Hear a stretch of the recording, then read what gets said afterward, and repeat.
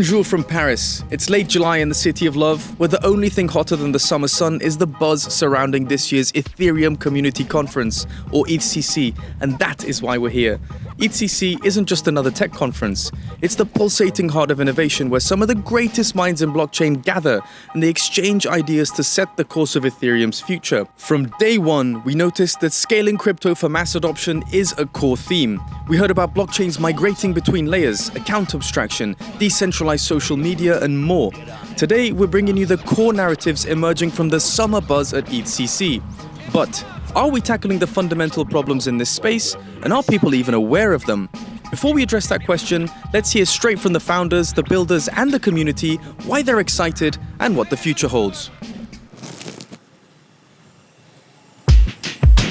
I think the liquid staking derivatives have been very trending on recently, so I think that will be one of the points that I expect to hear a lot about. Sometimes it does feel like I'm watching the same episode of a cartoon all over again. It's the same shit, but I'm actually feeling like there's new segments coming up in the market, like delta neutral stablecoins, like Liquidity announced it. Bunch of integrations on top of StakeTief that are kind of cool.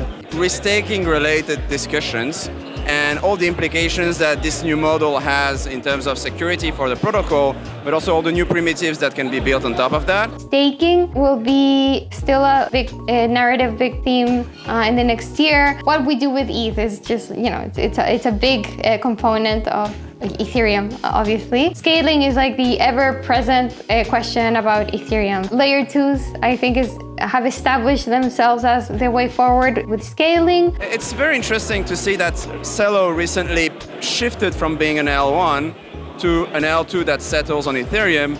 And would that be the seeding point of other L2s going towards the same direction? Tribalism we used to be with in crypto is kind of fading step by step, and that's a good thing. People are respecting each other very much and kind of getting inspirations and connecting much more bridges. That's a very strong signal which keep amplifying years after years.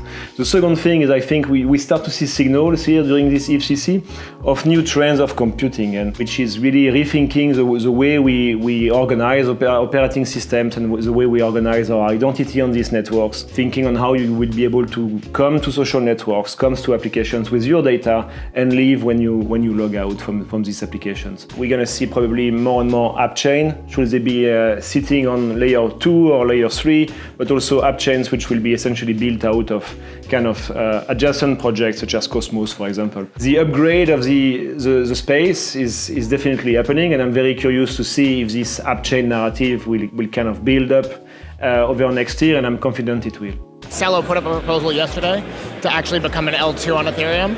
I think that we're going to see that as a little bit of a trend that's starting to happen, is that all of these alternative layer ones are going to start coming home to Ethereum and starting to be more and more integrated into the Ethereum ecosystem. People are calling it L2 summer right now. The Ethereum scaling roadmap being, just so much full in effect right now. And so that's really exciting. It's exciting for us too, because we just announced a proposal to turn Celo into an L2 as well. It's been, really great talking about that this week. As we have a Cambrian explosion of rollups, how do we have communications between these systems done in a trust minimized way? As right now, multi-sig is kind of the status quo, and it works to some extent. There are new technologies that are trying to make this go in a smoother way, offer better guarantees like storage proofs. Privacy for national defense. That's it. This is we shouldn't be pitching these privacy solutions as ideas that I'm trying to hide myself from the Swiss government. This is not the fucking point. The point is you want to allow, or at least when you talk to governments, you want to allow governments to have resilient financial systems, or countries to have resilient financial systems. Defense is much harder than offense, right? So I think if you want to live in a stable world going forward, we need to figure out how we build resilient private financial systems that aren't obvious honeypots. So privacy for national defense, I think this is a much better tagline for privacy, especially when engaging with regulators and governments. Privacy is a public good, especially around the public goods funding thing. Everyone benefits a little, even if you don't personally care about privacy, you benefit if journalists around you have privacy guarantees, because they will help make your society better. This is because lots of people always come up to me and say, yeah, but I have nothing to hide. It's yeah, that's not the point. The person that exposes corruption may want to do so privately, and if you don't help participate in the privacy set, that person's on their own. For me, the key narrative is how can these next generation of smart wallets become good enough so that people actually start switching en masse. We've seen a ton of these wallets popping up, which is fantastic. They're innovating incredibly fast, but the wallet space is very sticky. When people start using a wallet, they tend to stick with it for a long time, and it takes a big activation energy to have them switch.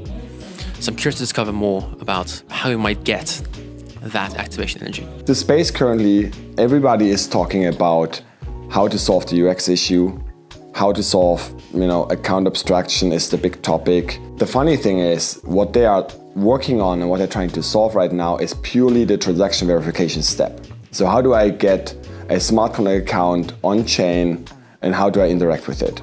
That's not even at all the decentralized account. In order to fix what's broken, we need to start from a clean slate. We need to make sure that we have the token standards fixed and adding the smart contract account as the third column that's currently missing in blockchain. There's this piece of non-DeFi building, just like the social media identity side of things, which is super interesting. And we're just seeing kind of the beginnings of maybe applications and protocols that take off building there.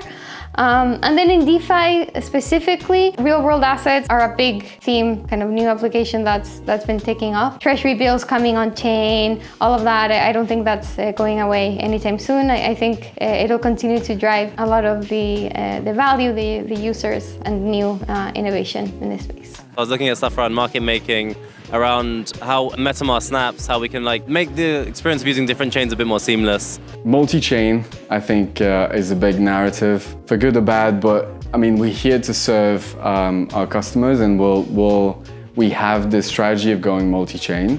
We deployed on Ethereum, Polygon, and Gnosis. We'll soon be on many others. So yeah, supporting this multi-chain world, for sure.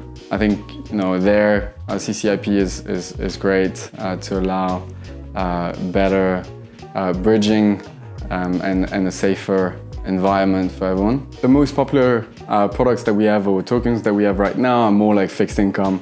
Everybody's talking about rates and US T-bills. So our US T-bill product is the most popular. Yeah, obviously us being in the real world assets narrative and seeing that narrative grow is also exciting. Building more adaptive and fundamental tools for us to interact with the Ethereum network. I think there's so much going on right now in layer 2 technology and in fundamental cryptography. ZK rollups and things like this are going to be, a very big game changer for Ethereum.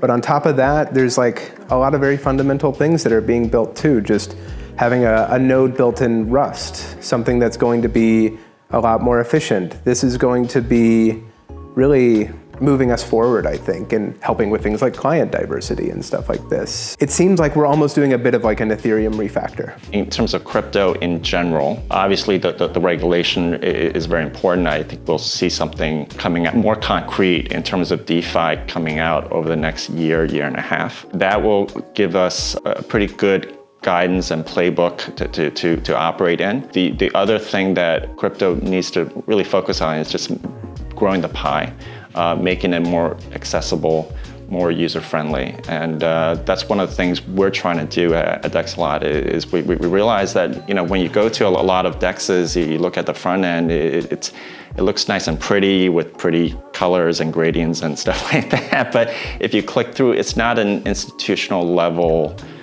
product, and you can sort of tell that it's not. So we're very focused on the user experience, and in fact, we're coming out with a new front end as part of our soft launch that I think people will appreciate.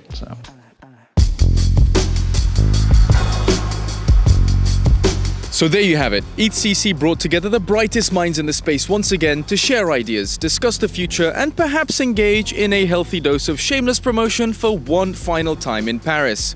Despite the weight of the bear market, the roadmap for scaling Ethereum seems to be in full swing, and onboarding the next 8 billion users is still the scaffolding around which most of the builders are focusing their efforts. Web3 social media, account abstraction, and the zero knowledge proof buzz is still heavy in the air.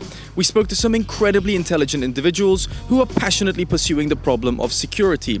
And although sometimes they talk too technically, in practice, we do need this. The Layer 2 space is getting heated and competitive. We heard about CeeLo becoming an Ethereum-based L2 instead of being a standalone L1, and Linnea entered the chat with the launch of a new Layer 2 ZK rollup. Luxo, on the other hand, will remain a Layer 1 and double down on its focus for creatives. Once again, never a dull moment with blockchain ecosystems. So going back to address the elephant in the room, our original question: are we tackling the fundamental problems in this space? From within the hallowed halls of ETHCC at Maison de la Mutualité, it certainly appears that way. Everyone is hard at work. For the wider world, the elusive 8 billion users we're all waiting to onboard, maybe not yet, because Web3 is starting to resemble a theatre. As Cami's main stage talk reminds us, some projects can still enter God mode and make sweeping changes, while others risk decentralizing too quick, too soon. The risk of inflated valuations reminiscent of DeFi summer still lingers. It might be time to cut the bullshit. Crypto is kind of a theater right now. We are seeing all sorts of facades. So we're seeing decentralization theater, governance theater, community theater. Most dApps are not actually dApps. They are centralized. Like they're being controlled by a small group of people, either because the team holds admin keys or because the network is centralized around very few validators or very few nodes. Governance is being run by the team and VCs. Less than 1% of token holders are actually making decisions in the space. I think most teams are compelled to put on this show of decentralization is because of regulation. It's because we think that's what will get regulators off our backs. Cut the bullshit. That's kind of my call. Thank you for tuning in. We'll see you at the next ETHCC in Brussels. Stay defiant.